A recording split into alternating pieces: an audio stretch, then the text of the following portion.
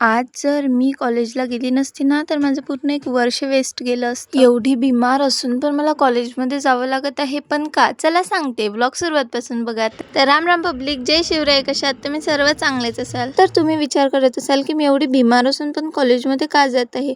तर आज होता माझा पेपर. तर सर्वात आधी मी माझ्या गावातून निघून पोहोचले मी डायरेक्ट मोर्शीमध्ये. नंतर मग मोर्शीमध्ये डायरेक्ट बसली मी वरुड बसमध्ये आणि वरुड बसमध्ये बसून डायरेक्ट आली मी कॉलेजमध्ये. आणि कॉलेजमध्ये आल्यानंतर तर सगळीकडे सानसूनच दिसत होतं. मला असं वाटलं की पेपरच कॅन्सल झाला का, पण नाही. दिसली मग मला ही प्रियंका. फुल कॉन्फिडन्स मध्ये तिची एंट्री झाली. मग सर्व पण आले आणि आम्ही डायरेक्ट गेलो पेपरला. आणि नंतर मग आमचा पेपर वगैरे झाला आणि आम्ही बाहेर आलो. आणि त्यानंतर तर साक्षात बजरंगबलीजींचेच दर्शन झाले. मग मला वाटलं जमलं बा, आता मी पास होऊन जाईल.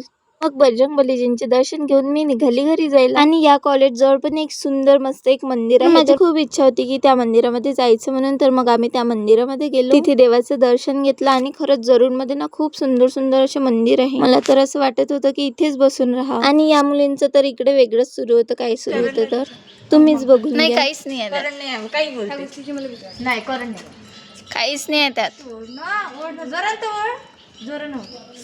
काही ओढला नाही, काही झालंही नाही.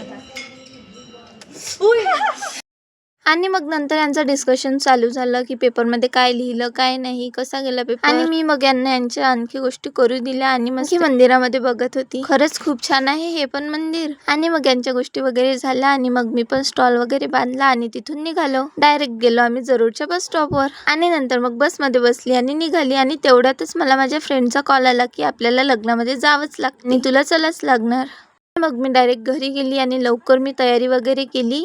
कशी दिसत आहे कमेंटमध्ये नक्की सांगाल. मग माझी फ्रेंड आली आणि आम्ही डायरेक्ट गेलो सालबर्डीला लग्नाला.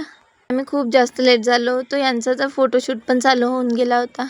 असा गेला मग आजचा माझा दिवस. व्हिडिओ आवडला असेल तर लाईक, कमेंट आणि शेअर कराल. Bye bye.